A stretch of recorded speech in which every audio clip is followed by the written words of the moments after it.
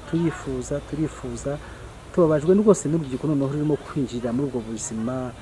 Reka rero tubifurize ubuzima buzima, tubabwire ngo se bibananiza iki, gukora neza bibananiza iki, kubanirana bibananiza iki, n'iki gishobora gutuma umuntu ashobora kunaniranwa n'undi.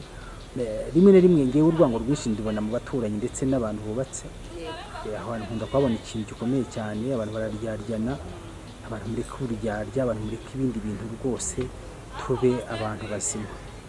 Rero Imana ibaha umugisha, ntabwo nasoza tudasenze, dusengere imitima y'abantu mwese kugira twongere kuba bazima, dusengere u Rwanda rwacu, dusengere umuyobozi mwiza w'igihugu cyacu kugira akomeze atuyobore, akomeze atengamare, akomeze kutugeza imbere. Rwose turabizi ko Imana iri mu buzima bwe, Imana ikomeje kumushyigikira ku buzima bwacu, natwe ntabwo twabura umusanzu wo kumushyigikira. Turimo kubwira abanyarwanda n'abandi batari bumva, mureke tuba abantu bazima, ntibigombera amashuri, ntibigombera iki. Kubona umuntu wize ukabona ntacyafite ubugome aba ari ikibazo, kubona umuntu wakamashe kubwira abandi ko bakwiye kubana neza akaba ni ikibazo gikomeye cyane. Njyewe maze kubona urubuga rwo kugira ngo mbashe gukora YouTube channel, numvishe nishimye mu buzima mbayeho, numva natanga inama, nayo numva nakwegera abantu, nubwo rimwe na rimwe bitatworohera kubera ubuzima bwite bw'abantu tugira. Bamwe ntibaba babyemera, abandi baba babyemera. Nko kumva umuntu ari mu cyumba cy'amasengesho ngo ngewe biriya ngo simbyemera, ariko oya, dukwiriye kubana amahoro rwose. Imana ibahe umugisha rero. Reka dusoreze aha ngaha, tubifurize umugisha w'Imana. Hanyuma tutarasoza rero nagira ngo icyaha abantu batangiye kuzana ubwicanyi mu bamama, mu bagabo, mu bana, turabacyashya mu izina rya Yesu. Ni ukuri Imana ibane namwe, Imana ibane natwe, Imana ni ukuri igume isesekare mu gihugu cyacu. Tubisabisha mu izina rya Yesu. Yego, Imana ibahe umugisha. Reka dusoreze aha ngaha, tubifuze gukomeza kwikirana ibiganiro byacu kuri Cyomoro TV. Tubabwire ngo turabakunda, tubafite ku mutima, ntituzacogora. Ntago Gorete tumusezeye aha ngaha, azakomeza kugenda abana natwe. Ndabizi ko umusanzu we ari mugari cyane, kandi rwose pe mwarabinyeretse ko mwifuza ko yakomeza kugenda abana natwe. N'ukuri rwose abantu bari Musanze, abantu bari mu bice bitandukanye n'abari hanze, turabifuza umugisha w'Imana. Tubifuze gukomeza kubana neza mu buzima bwacu bwa buri munsi. Tubifurije umugisha w'Imana. Ufite inama, ibitekerezo, duhamagare kuri 0783120209. Sinzi mbivuze neza, 0783120209. Duhamagare, duhe ibitekerezo ndetse n'umusanzu ari wose turawakira. Hanyuma Gorete ngira ngo babwire nimero ya telefone dusoreza aha ngaha, tubarakiye kuzakomeza kugenda kubana natwe mu bindi biganiro. Nomero yanjye ya telefone ni 078 76 79 637. Yego, Imana ibahe umugisha, mwakoze kubana natwe. Kugira ngo bapopere hanyuma dusoze. Bifurije kuramba no kuramuka, amahoro meza. Ntekereza ko abantu baba bishimye no kubona umuntu ubasengera rwose, umunyamasengesho. Amakuru y'Imana se mu buzima bwawe? Amakuru y'Imana ntabwo nyazi. Ntabwo yazi. Nyine iyo mvuze gutya mbavuze ngo muri wowe Imana muri wowe Imana imeze ite mu buzima bwawe? Muri njye n'Imana tumeranye neza. Yego, nicyo mashaka kuvuga. Narigize ngo uri kumbaza amakuru y'Imana. Navugaga amakuru y'Imana mu buzima bwawe.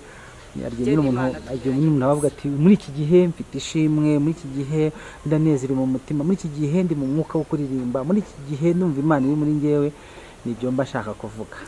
Wenda amakuru ye ntitwamenya, ariko turabizi ko Imana ihari, turazi ko ariyo umugenga w'ubuzima bwacu. Imana iguhe umugisha rero kubwo kuza no kubana natwe. Dusuje abantu bose bari Musanze bageze gutanga comment ku biganiro. Yego, turabakunda cyane. Dusuje abantu bose mbega bagiye bagerageza gutanga comment ku biganiro twagiye tugirana bitandukanye. Hari abantu bagiye bagerageza kwandika, hari abantu bagiye badushima. Yego, nta n'uwadututse pe, abantu barabishimye. Bivuze ko ibiganiro tugirana ari byiza, ari ingenzi mu bundi ruhande. Imana ishimwe. Imana ishimwe cyane. Yego, maze iminsi rero mfite ibintu bitandukanye mu mutima wanjye byo muri ubu buzima. Nkunda gukoresha aya magambo kenshi, maze iminsi ari ibintu birimo kubona muri ubu buzima bintera gutekereza no kwibaza cyane. Sinzi nimba uri bubyumve ibi bintu kugira ngo tuze kubiganiraho. Hariho igihe abantu babana nk'uko twibaniye, nk'uko uba wadusuye ku Icyomoro TV, hanyuma biva ku mibanire mfitanye nawe, kuba wanyemereye ukavuga ati reka nze ngira icyo mvuga kuri Icyomoro TV, ngira icyo mbwira abantu. Ni ukubera imibanire dufitanye, si uko wenda hari n'abahatabuze n'abandi wenda baba bagukeneye, cyangwa se hari ibintu byinshi wataye kugira ngo uyu munsi wicare hano kuri kamera za Icyomoro TV. Ibyo rero ni bimwe mu bintu bishobora kugaragaza ko umuntu mubanye neza. Ndagushimira ko tubanye neza ku Icyomoro TV. Yego. Hanyuma hari n'ubundi buryo abantu bitanga muri ruhande, muravuga ati kubera ko uri inshuti yanjye, ubuzima bwanjye rwose ntabwo nakuburira umwanya. Ibyo nabyo bikagaragaza imibanire myiza n'umuntu n'undi, sibyo? Hari n'ubundi buryo, ahantu hetse kujya mu birori bari bafite, umuturanyi aravuga ati njyewe ndi umuturanyi, kwa tugize umwanya wo kwivuga no kuganira, njyewe ndi umuturanyi, ndi umuzimyamuriro. Urimo kubyumva? Ati rwose iyo nshatse ahangaha ndaza nkafata icyo nshaka nkagifata, kuko rwose ndisanga aha ni mu baturanyi beza, rwose ndi umuzimyamuriro. Urumva ko bari babanye neza. Ibyo ngibyo ni imibanire myiza. Undi aravuga ati njyewe rwose nta kintu nakora mu rugo rwanjye ntabatumiye. Ibyo biba bivuze ko abantu baba bafitanye imibanire myiza mu buzima bwabo bwa buri munsi. Bivuze ko yego. Rero rimwe na rimwe imibanire yacu niyo ituma amarangamutima yacu, ari umuntu wese kuvuga ngo urukundo ngo ni amarangamutima y'abantu ahura. Sinzi uburyo yabivuze, ariko ndashaka kwerekana ko ubwo bumwe nibwo butuma abantu bashobora kuza gute ku bana.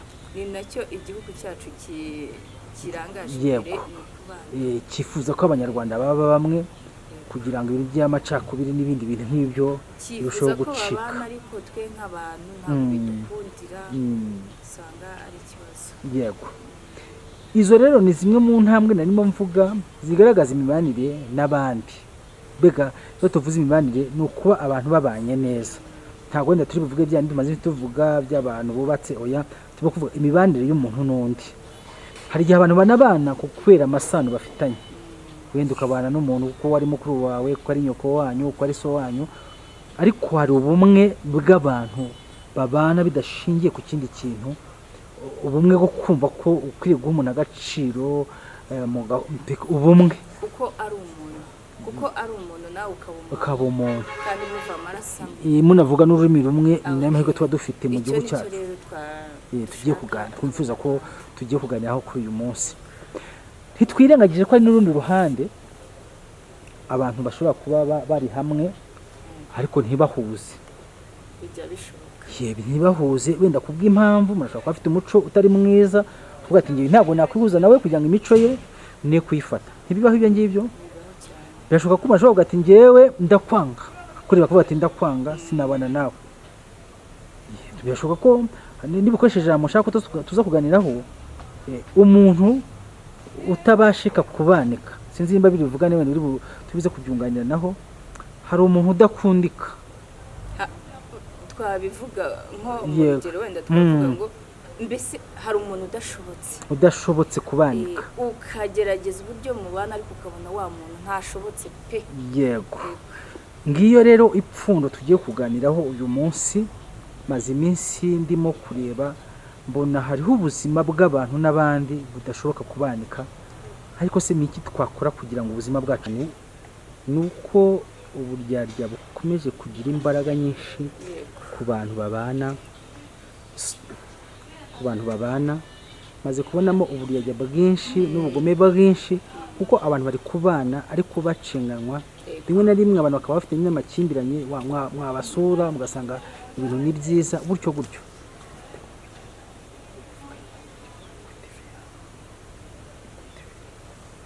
Yego.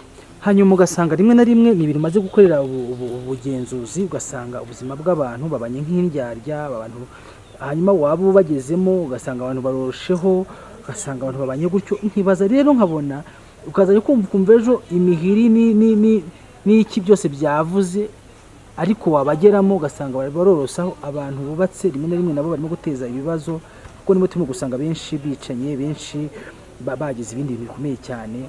Turi kwifuza ko abantu baba bazima, ndi kwifuza ko twagira umusanzu dutanga ku buzima bw'Abanyarwanda, dushingiye wenda ku byo leta yacu dusaba, kugira ngo wenda abantu babe bamwe.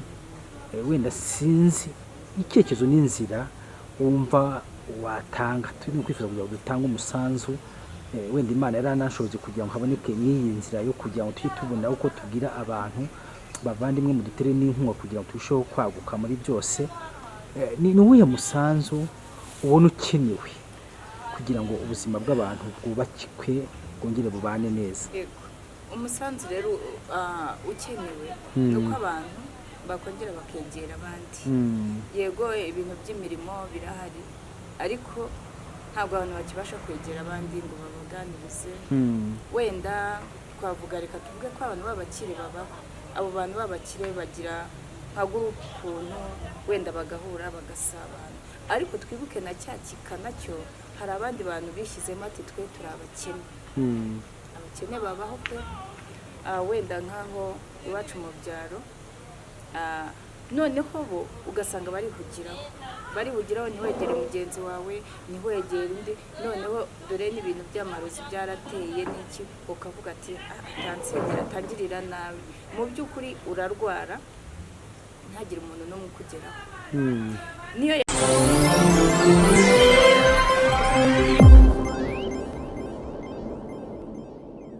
reka ntangire mbifuriza amahoro, kandi ntangire mbifuriza gukomeza kugubwa neza. Mwe mubana natwe, mwe dukurikirana, kandi mwe mwamaze kuba mu muryango mugari w'abagize Icyomoro TV. Dushimira Imana ikomeze kugenda iturinda, ikomeze kugenda ibana natwe, ikomeze kwagura, kandi tumaze kugera kuri urwo rwiza rwose. Turishimye cyane ko hari intambwe nyinshi zigenda zigaragara ziboneka ku buzima bwacu. Imana ishimwe cyane. Turi kumwe n'umushyitsi wacu, kandi umushyitsi dukunda mwiza. Ndakuvuga kenshi nyine, nubwo hari abantu rimwe rimwe njya numva bavuga gutya, ariko burya ibiriho biravugwa. Uyu rero ni umwe mu bashyitsi mwiza cyane dufite, kandi w'umunyarwandakazi.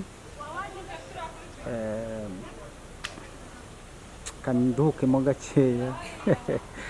Yego, tugize amahirwe yo kubana rero, ntitubanye rimwe, ntitubanye kabiri. Ni umwe mu bantu kandi bafite umusanzu munini cyane wo kubaka igihugu, kugira ngo dukomeze kugira u Rwanda rwiza. Ni umwe mu banyarwandakazi kandi bakunda umuyobozi mwiza w'igihugu cyacu, nyakubahwa Perezida wa Repubulika. Ngira ngo mwajye mubona mu biganiro bimwe twagiye dukora, amugarukaho kenshi, kandi akazirikana abantu. Uyu munsi rero twongeye kubana, ntabwo ducogora rwose. Yitwa Herve. Ndagira ngo nawe wibwire abantu badukurikiranye, wenda babonetse bashyashya kuri Icyomoro TV, hanyuma tubasuhuze. Yego, Imana Goreti, baje kubasuhuza mwese, abatanzi n'abanzi mwese, ndabashoboje. Yego, makuru ki? Ugasa neza cyane. Murakoze cyane. Kubera Imana nawe? Kubera Yesu. Yego, imuhira mumeze mute? Ubwo tumeze neza. Imvura yaraguye? Ibishyimbo n'ibikuru, ibigori n'ibikuru. Niyo mpamvu usa neza cyane. Hari ukuntu Yesu agenda yongeramo amavuta. Dukoreye ikiganiro rero ahantu heza cyane. Ahantu niho hamwe mu hantu ushobora kubona amacumbi, ushobora kubona amasare y'ubukwe, ushobora kubona amasare y'amanama. Ahantu heza cyane ho kuruhukira. Aha turi ni uko ari mu gihe cy'akazuba, ariko ni ahantu heza cyane. Hafi aha tuza kuhavuga neza mu gahe kari buze. Yego, ndagira ngo rero wibwire abantu badukurikiranye, hanyuma tuguhe ikaze ku Icyomoro TV. Murakoze cyane, kugira ngo izina nanjye nabibwiye. Iyi saha n'uyu munsi nishimiye kwifatanya namwe, nishimiye kuganira namwe kuri Icyomoro TV. Turabakunda kandi turabazirikana. mutwemereye rero twaganira. yego ndagushimiye cyane umwanya wongeye kuduha. Murakoze cyane. Kenshi iyo dutangira ibiganiro byacu tubiragiza Imana niyo yambere kuri Cyomoro TV, kuko tuyifata nk'Imana yomora imitima y'abantu bananiwe. Imana tuyifata nk'ingeri y'ingenzi ku buzima bwacu. Turifuza rero ko ufata umwanya ugasenga tukaza kwinjira mu kiganiro cyacu cy'uyu munsi. Murakoze cyane. Imana ibahe reka duhe Imana icyubahiro. Twongeye gushima Uwiteka Mana nziza, Mana yaremye isi n'abantu, ukarema ibiriho byose. Mana twongeye gushimira ko waduhaye umwuka wo guhumeka. Mana twongeye gushima ko uri kugenda uzanzamura abarwayi mu bitaro hirya no hino. Mana turagushima ko ugenda utuma ababyeyi baruhuka. Uwiteka Mana yacu, nubwo Satani tubona nk'ibintu, ariko Mana wowe tubona nk'abana bawe. Uwiteka Mana yacu, ni byinshi wakoze ku buzima bwacu, ni byinshi uhora Mana utwibutsa gukora ibyiza, ariko Uwiteka Mana yacu niyo mpamvu imitima yacu tuyishyira imbere yawe. Udahari Mana ntacyo twashobora, duhari kubera wowe Mana. Niwo dutekereza buri munsi, niwo utuma abana bacu bishima, niwo utuma abana bacu biga, niwo utuma uduha ifunguro rya buri munsi, saa sita na nijoro uko bukeye. Twongeye gushima rero, twongeye gusengera n'abatabasha kubona iryo funguro. Turabizi Mana ibi bihe ni bibi, ariko Mana ubasha kwigaragaza. Ni ukuri ukabaha umwuka wo guhumeka, ukabaha n'ikibatunga. Mu izina rya Yesu tubisabisha twizeye, utanga byose. Amen. Imana iguhe umugisha. Ntekereza ko abantu baba bishimye no kubona umuntu ubasengera rwose, umunyamasengesho. Amakuru y'Imana se mu buzima bwawe? Amakuru y'Imana ntabwo nyazi. Ntabwo yazi. Nyine iyo mvuze gutya mbavuze ngo muri wowe Imana muri wowe Imana imeze ite mu buzima bwawe? Muri njye n'Imana tumeranye neza. Yego, nicyo mashaka kuvuga. Naretse ngo uri kumbaza amakuru y'Imana kubera yuko yimutse ntabwo nari. Navugaga amakuru y'Imana mu buzima bwawe. Igihe umuntu avuga ati muri iki gihe mfite ishimwe, muri iki gihe ndanezerewe mu mutima, muri iki gihe ndi mu mwuka wo kuririmba, muri iki gihe numva Imana iri muri njyewe, nibyo mba shaka kuvuga. Wenda amakuru yo ntitwamenya, ariko turabizi ko Imana ihari, turabizi ko ariyo umugenga w'ubuzima bwacu. Imana iguhe umugisha rero kubwo kuza no kubana natwe. Dusuhuza abantu bose bari Musanze bageze gutanga comment ku biganiro. Tubasuhuze. Yego.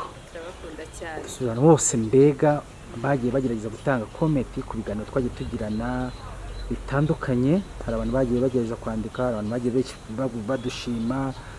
Yego, nta n'uwadututse pe, abantu barabishimye, bivuze ko ibiganiro tugirana ari byiza, ari ingenzi mu bundi ruhande. Imana ishimwe. Yego, maze iminsi rero mfite ibintu bitandukanye mu mutima wanjye byo muri ubu buzima. Nkunda gukoresha ayo magambo kenshi. Maze iminsi ari ibintu birimo kubona muri ubu buzima bintera gutekereza no kwibaza cyane. Sinzi nimba uri bubyumve ibintu kugira ngo tuze kubiganiraho.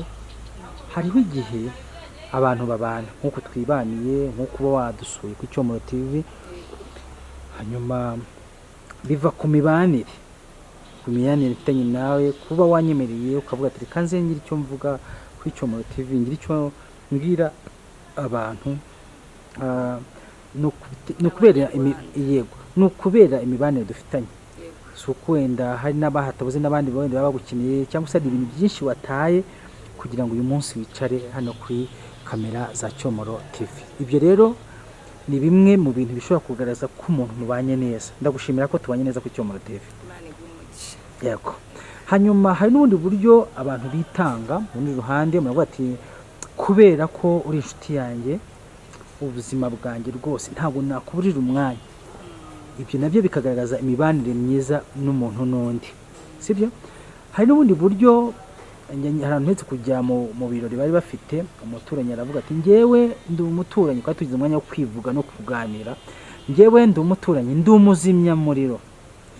Urimo kubyumva ati rwose iyo nshatse ahangaha ndaza nkafata icyo nshaka nkagifata kuko rwose ndisanga aha ni mu baturanyi beza rwose ndi umuzimyamuriro. urumva ko bari babanye Yego, neza. ibyo ngibyo ni imibanire myiza. Undi aravuga ati njyewe rwose nta kintu nakora mu rugo rwanjye ntabatumiye. Ibyo biba bivuze ko abantu baba bafitanye imibanire myiza mu buzima bwabo bwa buri munsi. Bivuze ko yego, rero rimwe na rimwe imibanire yacu niyo ituma amarangamutima yacu, hari umuntu wese kuvuga ngo urukundo ngo ni amarangamutima y'abantu ahura. Sinzi uburyo yabivuze, ariko ndashaka kwerekana ko ubwo bumwe nibwo butuma abantu bashobora kuza gute ku bana. Ni nacyo igihugu cyacu kirangaje Yego. Cyifuza ko abanyarwanda baba bamwe kugira ngo ibintu by'amacakubiri n'ibindi bintu nk'ibyo birusheho cyifuza ko gucika. babana, ariko twe nk'abantu ntabwo bidukundira, usanga ari ikibazo. Yego, izo rero ni zimwe mu ntambwe narimo mvuga zigaragaza imibanire n'abandi. Mbega iyo tuvuze imibanire ni ukuba abantu babanye neza, ntabwo wenda turi buvuge bya bindi tumaze tuvuga by'abantu bubatse, oya, turimo kuvuga imibanire y'umuntu n'undi. Hari igihe abantu banabana kubera amasano bafitanye, wenda ukabana n'umuntu kuko ari mukuru wawe, kuko ari nyoko wanyu, kuko ari so wanyu, ariko hari ubumwe bw'abantu babana bidashingiye ku kindi kintu, ubumwe bwo kumva ko ukwiye guha umuntu agaciro, ubumwe kuko ari umuntu nawe ukaba umuntu kandi muva amaraso amwe. munavuga n'ururimi rumwe, ni nayo mahirwe tuba dufite mu gihugu Icyo cyacu. rero Tugiye kuganira, twifuza ko tugiye kuganiraho kuri uyu munsi. Ntitwirengagije ko hari n'urundi ruhande abantu bashobora kuba bari hamwe ariko ntibahuze. bijya bishoboka. Ntibahuze wenda kubw'impamvu umuntu ashobora kuba afite umuco utari mwiza, kuvuga ati ngiye ntabwo nakwihuza nawe kugira ngo imico ye ne kuyifata. Ntibibaho ibyo ngibyo. Birashoboka ko umuntu ashobora kuvuga ati njyewe ndakwanga, kureba kuvuga ati ndakwanga sinabana nawe. Birashoboka ko niba ukoresheje ijambo ushaka ko tuza kuganiraho, umuntu utabashika kubanika, sinzi nimba biri buvugane wenda tubize kubyunganira naho, hari umuntu udakundika. Twabivuga nko mu rugero wenda twavuga ngo mbese hari umuntu udashobotse kubanika, ukagerageza uburyo mubana ariko ukabona wa muntu ntashobotse pe. Yego, ngiyo rero ipfundo tugiye kuganiraho uyu munsi. Maze iminsi ndimo kureba mbona hariho ubuzima bw'abantu n'abandi budashoboka kubanika, ariko se ni iki twakora kugira ngo ubuzima bwacu bube bumwe dushingiye ku byo leta yacu dusaba ko abantu bakwiriye kuba bamwe? Ese koko birashoboka ko ubuzima bwacu umuntu yananiranwa n'undi? Ibyo koko birashoboka? Ese birakwiye mu ndangagaciro z'abanyarwanda? Tubyibaze. Niyo mpamvu dufashe umwanya ngo twicare kuri iyi kamera. Ndatekereza ko mu ndangagaciro mufashije, mu ndangagaciro z'abanyarwanda, abanyarwanda baba bagomba kubana mu mahoro kandi bakabana baturanye bagenderana nk'uko kera byahozeho babanye neza, ariko hajemo kirogoya, abantu baraza bacamo amacakubiri, kugira ngo icyo gihe tuzagisobanura igihe cyacyo. Guhera icyo gihe rero abanyarwanda bazi ko muri iyo ngoma hariho bari bafite imitima mibi, cyangwa abagabo babo bafite imitima mibi. abo bantu wenda si ukuvuga ngo abo bantu hariho abavuye mu magereza. Murabizi ko perezida wa repubulika yashyizeho imbabazi. Mu by'ukuri ashobora kuba yarashyizeho imbabazi, ariko wa muntu atarabasha kuzana umutima wa kimuntu. Hanyuma wa muntu agerageza kujya mu bandi bantu perezida yabanje kubakamo ubumuntu, cyangwa nanjye nkaza nkakubakamo ubumuntu ntabwo wari ufite. Asa nkaho akomeza umunyarwanda kugira ngo umunyarwanda yisanishe n'undi. Ibyo bihe murabizi, ngira ngo hazabaho umunsi wo kubisobanura. Hariho abantu batazi ibyo bihe ko byigeze kubaho. Yego. So niyo mpamvu rero ko kubanisha umunyarwanda n'undi nicyo gituma umukuru w'igihugu agerageza kugira ngo umunyarwanda abane n'undi. Ariko se twebwe tubana n'umunyarwanda hirya hino, icyo kintu kijya kidushobokera? Nta gisubizo icyo kintu. yego turimo kuvuga ku buzima bw'abantu muri kamere yacu. Turabizi ko leta y'ubumwe bw'abanyarwanda yifuza ko abantu baba bamwe, abantu bakaba ipfundo rimwe mu rundi ruhande rw'ubuzima bwacu bwa buri munsi, ariko ntituvuze ko hari n'indi mizi ishibuka mu buzima bw'abantu n'abandi, bigatuma rimwe na rimwe umuntu atabana n'undi kubera impamvu ziba ziri mu buzima bwacu. Abantu nubwo twifuza gukomeza no gukaza kugira ngo ubuzima bwacu tubane neza, tube abanyarwanda beza, ariko usanga habonekamo iyo mizi imeze gutyo. Ati wowe wari uhereye mu bihe bishize by'uko abantu babanaga, ariko kera hashize abantu bari bafite uko babanaga, kera hashize abantu bari bafite indangagaciro z'imibanire, nubwo rimwe na rimwe umwanzi cyangwa se amateka yahindutse, umunyarwanda akaba mubi, umunyarwanda akaba ikindi kintu, umuntu akanga undi. Icyo nacyo cyari ikindi kintu kiba gikomeye mu buzima bwacu. Twibaza tuti rero niki twakora kugira ngo abantu tubashike kubana, ndetse gukora ikiganiro njye nawe cy'umuturanyi cyo kuntu abaturanye bakwiye kubana. Abantu bagira byinshi bagiye bakivugaho. Niyo ubona umuturanyi n'undi babanye bakabana batabanye neza, nabyo aba ari ikibazo, ariko reka twivugire ku buzima bw'umuntu utabasha kubanika n'abandi. Hari ababana ku bw'ubukire, ubushobozi, abamukire n'umukene, hari ubuzima abantu batabanamo kuko wenda umwe yari iki undi ari iki. Ibyo nabyo bibaho, ibyo nabyo akaba ari izindi mpamvu kandi ziba zinakomeye nanone. Tukibaza tuti kubera iki abantu badakwiye kubana muri ubwo buryo. Mu rundi ruhande turibaza ku ngaruka zigenda ziboneka zo kuba abantu badashobora kubanika. Hari abantu bashinga wenda kuko umuntu ari umukire undi ari umukene, ariko ubuzima bwacu bwose bukwiye gushingira ko turi abanyarwanda. Turushingira ko abanyarwanda, ko ari nk'igihe ushobora kubona urugo rumwe muturanye ugasanga wenda bo baratetse, wenda we ntacyo wabonye, ariko ugasanga baricaye mu nzu barariye, yewe no kuvuga ati umwana naze dusangire. Ugasanga abantu batakaje agaciro ko kuba umuntu, ko kugira ubumuntu. Ntabwo mbizi ukuntu turi buze guhuza ibi bintu, ariko turifuza ko abantu babana neza.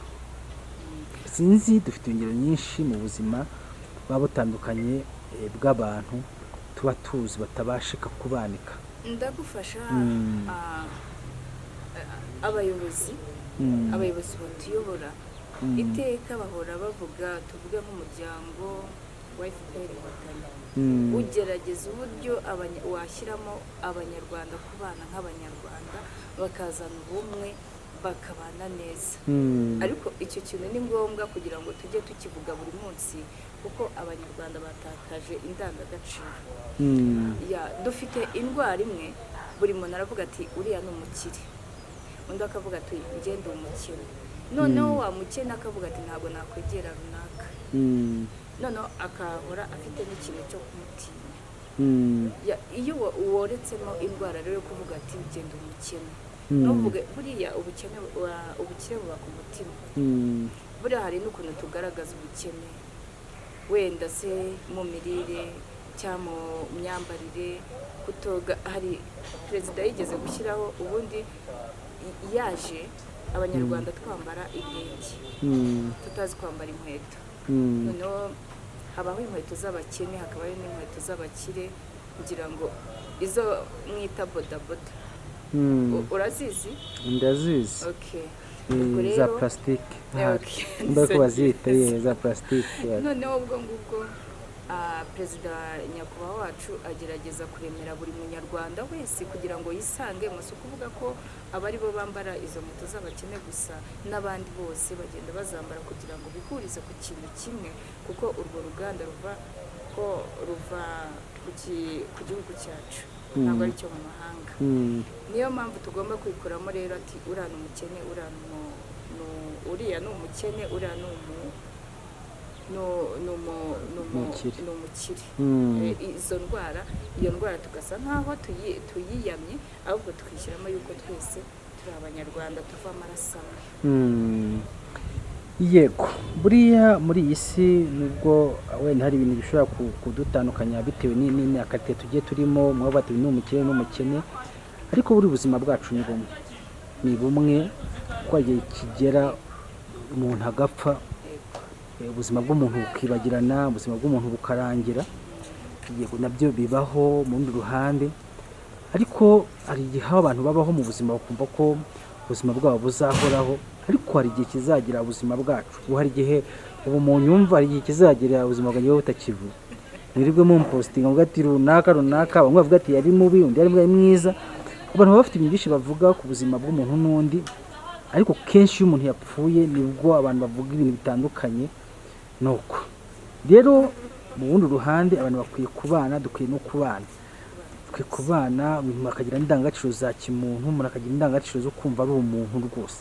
Hari ibirori bimwe twigeze kujyamo by'umukire, umukire aravuga ati njyewe yari umukire pe, aravuga ati umuntu bakagenda bagashimira umuntu, sibyo, akavuga ati uyu muntu yakoze neza, bakavuga ibigwi bye, none arangije aravuga ati njyewe bantu muri aha, njyewe ndi umukire nta kintu mbuze pe, ariko nabwiye abantu niba hari ikintu bashaka kunkorera bakinkorere nkihumeka, nkibone ko hari icyo wankoreye, niba untaka nkureba ndebe yuko hari ikintu cyiza nakoze. So impamvu mbivuze rero, waba uri umukire waba uri umukene, ni byiza yuko twubaka amateka meza, ni byiza yuko twubaka indangagaciro, tuzana indangagaciro ya kimuntu. Nkumva yuko umunyarwanda nanjye ndi umunyarwanda. Yego hariho igihe, ariko namaze kubona ko abantu iyo umuntu amaze kuvamo uyu mwuka aribwo bamukunda. Ko hari naho umuntu ashobora kurwarira mu nzu, turimo kuvuga imibanire y'abantu n'abandi, ntihagire umugeraho. Ariko uyu umuntu amaze kuva muri ubu buzima, ugasanga umuntu ngizi indabyo z'amafaranga menshi, kandi mu gihe yaragihumeka ntiwigeze ugerayo, ntiwigeze. Abantu bafite ibintu abantu dusigaye dukora, mwene nkumva nabyo biranambabaje mu buzima bwacu. Mwabwiye abantu ko mubakunda hakiri kare, mwaberetse ibimenyetso hakiri kare, bakazanagenda bakazabona mu buzima bavuga ati byibura n'umugisha Imana ikagwa n'umugisha. Kubera iki koko? Kuko iki mutabana n'abantu mukibabona? Kubera iki mutabana n'abantu muri ibi bihe mukibahumeka mu rundi ruhande? Turimo kwifuza ko abantu bakwiye kubana neza, nubwo rimwe na rimwe hari abantu batabashika kubanika. Umuntu akabaho ari ingungi, umuntu akabaho ari igisambo, umuntu akabaho atabana n'undi, umuntu akabaho atasangira n'undi, umuntu akabaho afite ubugome ku mutima. Burimo kumvikana mu makuru hirya no hino yuko abantu barimo kwica abandi, yuko abantu barimo gukora ibintu bitari byiza. Dufashe umwanya ngo ducyahe abantu, mureke tubane neza, mureke ibintu by'ubunyamaswa. Twari twagize amahirwe tubona umuyobozi mwiza udufasha kudushyira ku murongo. Ni kubera iki? Ni iki kirimo gutuma abantu tuba babi bigeza aha koko? Reka mufashe rero ikintu gituma abantu baba babi. Niyo mpamvu nakubwiye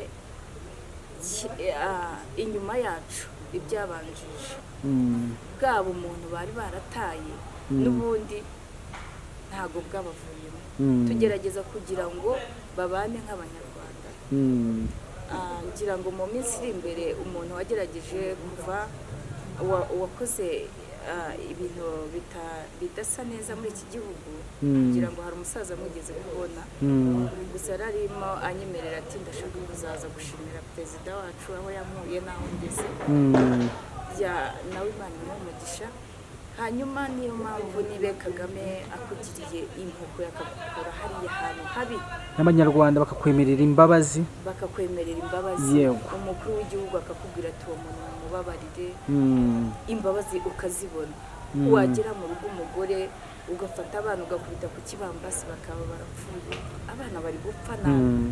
Abantu bareke ibikorwa bibi, abantu mureke ibikorwa bibi rwose. Njya mbibona mu buzima bwacu bwari munsi, aho dutuye, aho tugenda, usanga abantu bafite imitima mibi. Basanga umuntu arihogeka mu nzu iwe, hakahacurira imigambi, umuntu akajya hirya hagacura imigambi. Abantu barasenyana, abantu barasenya bagenzi babo, abantu barasenya ingo za bagenzi babo kubera ibintu by'amakimbirane mu mitima. Oya, ntabwo kuba wagira imodoka byakwibagiza ko kuri umunyarwanda, ntabwo kuba wagira ibintu by'ikirenga byakwibagiza ko ukwiriye kugira indangagaciro za kimuntu, ntabwo kuba wagira ibyo byakwibagiza. Ntabwo bikwiye kukwibagiza, ahubwo ukwiriye kuba umunyarwanda, ukwiriye kuba umuntu ufite agaciro, indangagaciro za kimuntu. Njya mbabara ko hari igihe abantu babura n'Imana, bakabura Imana mu buzima bwabo, bakabura n'umuco. Nawe hari igihe hari igihe umuntu ashobora kubura indangagaciro z'ubumuntu, ukabura n'Imana, aba ari ikibazo gikomeye cyane. Niyo mpamvu nakubwiraga, iyo wabuze indangagaciro mbese ntiwibaza ati njye ndi iki muri iyi si. Urumva ubu umuntu uba wabutaye aho babaye nk'inyamaswa, sibyo? Niyo mpamvu iwa mu byaro iyo ngiyo hari imiti bicisha imbeba. Urumva imbeba ni ibikoko, noneho baragendaho kugira ngo bahungire ibyo bishyimbo cyangwa n'ibyo bigori, arabigura umuntu w'umupapa cyangwa umugore, akaba ako kanini arakamiye, kandi ni umuti wica, akaba arapfuye. Wowe mugabo wica, we mugore wica, urumva utekereza nk'abanyarwanda cyangwa uri ikindi kintu? Wishe gute kandi ufite abanyarwanda bakureberera, ufite abayobozi bakureberera? Mbese niwica abo bayobozi twashyizeho barakora iki? Perezida wacu urumva turamubabaza, arareberera ibiri ku mu nkengero z'imipaka, noneho natwe tukumuteza ibindi bibazo. Mwaretse tukaba abanyarwanda b'ukuri, atari abanyarwanda bo kubeshya. Mbese ibintu by'uburyarya no guhemuka tukabireka. Icyo rero yego, mbaza iminsi mbona ibintu bikomeye cyane, ariko kenshi mbibona mu bantu bubatse ndetse n'abantu b'abaturanyi.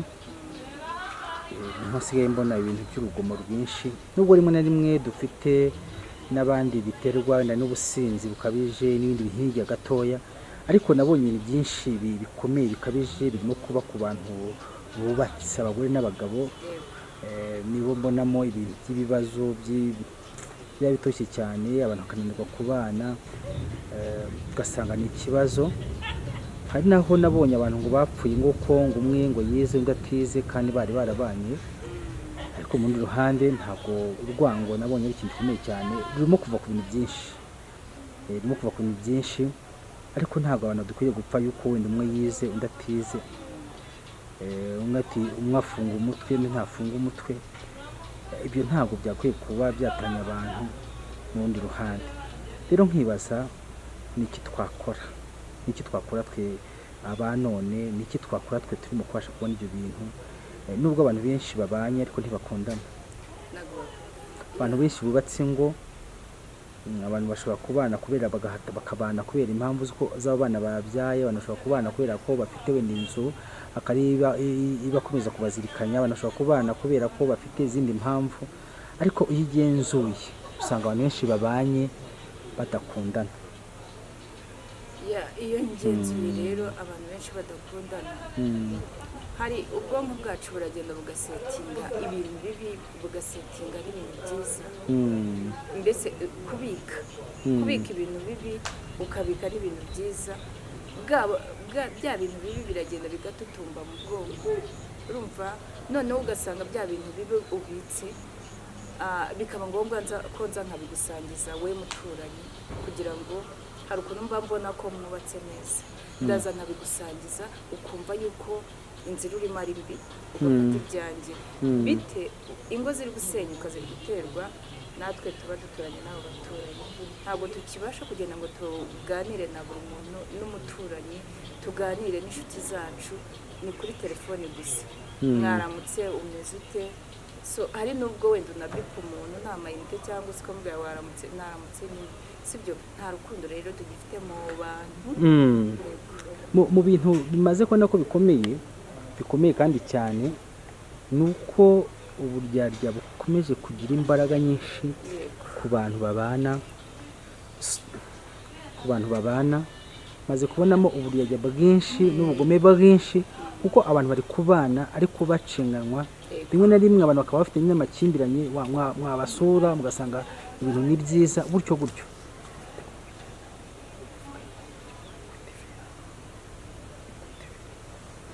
Yego, hanyuma ugasanga rimwe na rimwe ni ibintu umaze gukorera ubugenzuzi, ugasanga ubuzima bw'abantu babanye nk'indyarya abantu, hanyuma waba ubagezemo ugasanga abantu barorosheho, ugasanga abantu babanye gutyo. Nkibaza rero nkabona ukazajya kumva ejo imihiri n'iki byose byavuze, ariko wabageramo ugasanga barorosaho. Abantu bubatse rimwe na rimwe nabo barimo guteza ibibazo, kuko nibo turimo gusanga benshi bicanye, benshi bagize ibindi bintu bikomeye cyane.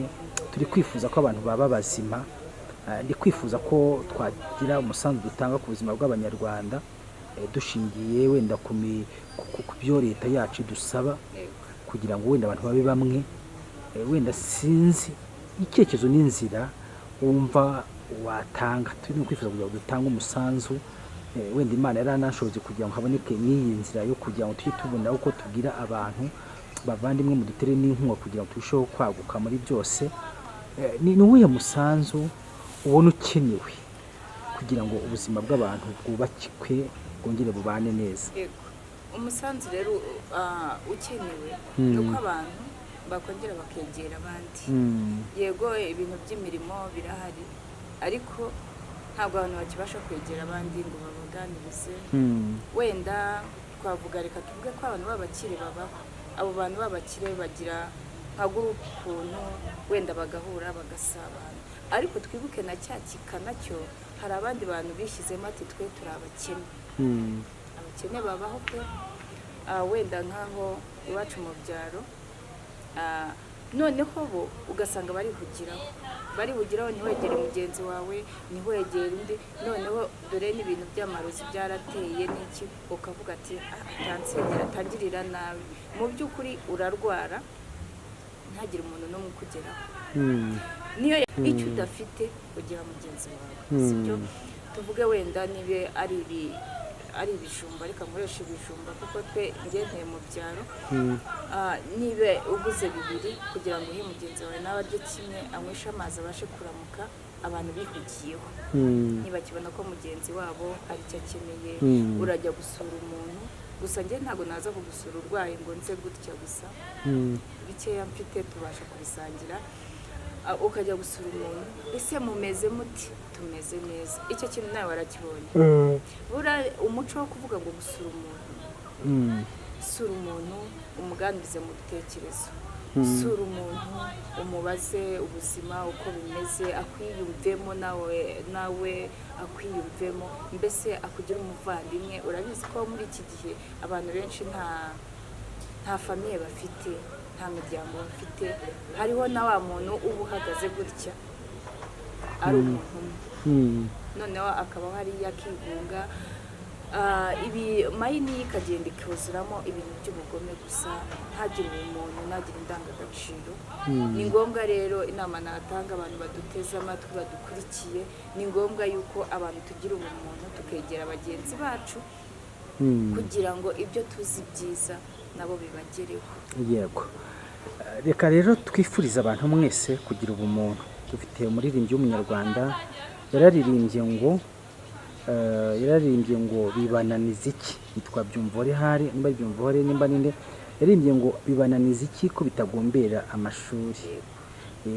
Gukora neza bibananiza iki, gusangira n'abandi bibananiza iki ko bitagombera amashuri. Turi kwifuza ko abantu mwese aho muherereye mwaba ingenzi, mukabana, mugatuza, mugasangira byose, kugira ngo rwose turusheho gukomeza kubana amahoro.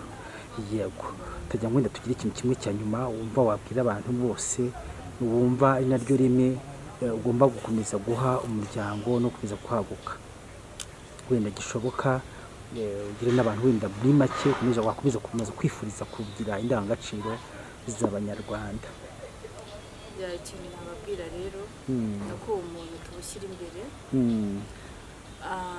tukegera uwitwa udafite ingingo, umukene, waba uri umukire, ukumva yuko niba uri umukire ugomba ibitekerezo byawe kubisangisha abandi, kugira ngo byibuze aho wageze na wa mukene azabashe kuhagera. Gusa inama nagira abantu ni uko tugomba kwegerana, tukiga umuntu, tukiga indangagaciro, mbese tukaba abantu bazima beza, tukareka ibintu byo kwiyahura. Abantu muri kwiyahura mufite nta kuntu muri gutekereza mu mutwe, sibyo? Niba ubona ibibazo bibaho pe, bibaho mu ngo zacu, bibaho mu baturanyi duturanye, sibyo? Wikwihererana ikibazo, ushobora kukubanira nabi, ariko uko tuba dutuye mu muryango ntabwo abantu bose baba nabi. Ushobora kwegera nk'uriya, nkegera uriya, nkamubwira uko niyumva, aho kugira ngo ugure iyo miti kwica, aho kugira ngo ufate abantu bakubite ku kibambasi nk'ibyo twatambutse. Ntabwo ibyo bintu biri kurangwa nk'ubu, ni bibi pe. Yego, nagira ngo twegere umusozo. Twifuriza abanyarwanda mwese kugira umutima muzima. Abantu benshi baracyafite ubugome mu mitima, abantu benshi baracyafite ibindi bintu tutazi ibyo ari byo, bitwishe mu buzima bwacu, bituzengereje. Turifuza ko abantu twaba bazima, turifuza ko abantu twagira indangagaciro za kimuntu, turifuza tubabajwe rwose n'urubyiruko noneho rurimo kwinjira muri ubwo buzima. Reka rero tubifurize ubuzima, tubabwire ngo se bibananiza iki, gukora neza bibananiza iki, kubanirana bibananiza iki, n'iki gishobora gutuma umuntu ashobora kunaniranwa n'undi. Rimwe na rimwe ngewe urwango rwinshi ndibona mu baturanyi ndetse n'abantu bubatse. Aho hantu nkunda kuhabona ikintu gikomeye cyane, abantu bararyaryana, abantu mureke uburyarya, abantu mureke ibindi bintu rwose, tube abantu bazima. Rero Imana ibaha umugisha. Ntabwo nasoza tudasenze, dusengere imitima y'abantu mwese, kugira twongere kuba bazima, dusengere u Rwanda rwacu, dusengere umuyobozi mwiza w'igihugu cyacu kugira akomeze atuyobore, akomeze atengamare, akomeze kutugeza imbere. Rwose turabizi ko Imana iri mu buzima bwe, Imana ikomeje kumushyigikira ku buzima bwacu.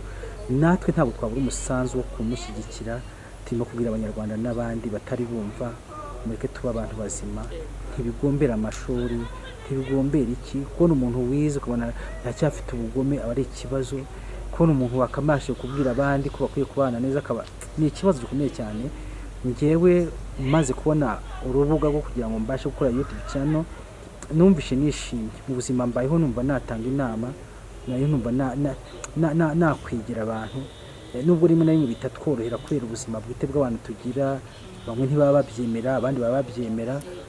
Nko kumva umuntu ari mu cyumba cy'amasengesho ngo ngewe biriya ngo sinbyemera, ariko oya, dukwiriye kubana amahoro rwose. Imana ibahe umugisha. Rero reka dusoreze ahangaha, tubifurize umugisha w'Imana. Hanyuma tutarasoza rero nagira ngo nshimire abantu bagize icyo bakora kugira ngo bagenzi babo bagire aho bagera. Iyo nama Imana ibahe umugisha.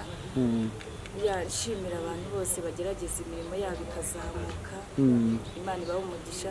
Na ba bandi bakora bakabona birasubira hasi bikamanuka bikazamuka, hari icyo Uwiteka azakora. Imana mwese ibahe umugisha. Yego, mu kiganiro duhetse kuganira, sinzi niba ari twaganiriye, twaravuze ngo umuntu niwe ushobora kwimenya. Ninjye wakivuze, naravuze ngo umuntu ashobora kwimenyamo ububi bwe. Abantu barambwira ati hoya, ahubwo abantu bamenya umuntu ko ari mubi. Kandi ngiye mbivuge ngo umuntu bwe ashobora kumenya ko ari mubi, nubwo rimwe na rimwe biri ku mutima w'umuntu bishobora kugira n'inyuma, ariko buryo ububi bw'umuntu abumenya na mbere. Tubifurije rero kuba abantu banyabantu. Mwemere dusenge, dusoreze aha, dusengere imitima y'abanyarwanda kugira ngo ikomeze kuba mizima, kugira ngo ibi bintu birimo gukomeza kotota mu bantu bivemo. Rwose turabyanze, twifatanyije n'ubuyobozi bwiza bw'igihugu cyacu bukomeje kubera amaso abanyarwanda ndetse n'abandi, kuba gukomeza kugira ngo tujye ku murongo muzima. Nagira ngo rero dusenge, dusoze, hanyuma dusengere abanyarwanda. Ndashaka kongera kukwemerera ugasenga. Ndabizi ko twatanye dusenga, tunasoze dusenga, tubwire Imana ibyo ishyigikira abantu. Imana icyubahiro. Urakoze Imana kuba uduhaye umunsi wo kubwira abanyarwanda kubigisha kubana neza. Urakoze Imana y'icyubahiro kuba waraduhaye kuramuka no kuramba. Uwiteka Mana nyaguhora ku ngoma, twongeye gusengera perezida wacu w'igihugu uri kwigisha indangagaciro, kugira ngo natwe abanyarwanda tumugendereho, tuyishyiremo tuyumve ko indangagaciro igomba kuba mu bantu, mu bakristo. Mana nziza, ni wowe urema byose, waremye urukundo, reka ruganze rero mu isi yacu, reka ruganze urukundo mu isi yacu, reka abakire n'abakene bibonemo ko bose ari abanyarwanda, reka databuja twese tuzi imbere yawe turi abanyarwanda, twese tuva amaraso amwe. Mu izina rya Yesu turongeye turacyashye umuzimu uri guteza kwiyahura, mu izina rya Yesu turongeye gucyaha abantu batangiye kuzana ubwicanyi mu bamama, mu bagabo, mu bana, turabacyashye mu izina rya Yesu. Ni ukuri Imana ibane namwe, Imana ibane natwe, Imana ni ukuri igume isesekare mu gihugu cyacu, tubisabisha mu izina rya Yesu. Yego, Imana ibaho umugisha. Reka dusoreze ahangaha, tubifuze gukomeza gukurikirana ibiganiro byacu kuri Cyomoro TV, tubabwire ngo turabakunda, tubafite ku mutima, ntituzacogora. Ntago Gorete tumusezeye ahangaha, azakomeza kugenda abana natwe. Ndabizi ko umusanzu we ari mugari cyane, kandi rwose pe mwarabinyeretse ko mwifuza ko yakomeza kugenda abana natwe. N'ukuri rwose abantu bari Musanze, abantu bari mu bice bitandukanye n'abari hanze, turabifuza umugisha w'Imana. Tubifuze gukomeza kubana neza mu buzima bwacu bwa buri munsi. Tubifurije umugisha w'Imana. Ufite inama, ibitekerezo, duhamagare kuri 0783120209. Sinzi mbivuze neza, 0783120209. Duhamagare, duhe ibitekerezo ndetse n'umusanzu ari wose turawakira. Hanyuma Gorete ngira ngo babwire nimero ya telefone dusoreza ahangaha, tubarakiye kuzakomeza kugenda kubana natwe mu bindi biganiro. Nomero yanjye ya telefone ni 078 76 79 637. Yego, Imana ibahe umugisha, mwakoze kubana natwe. Kugira ngo bapopere hanyuma dusoze. Bifurije kuramba no kuramuka, amahoro meza.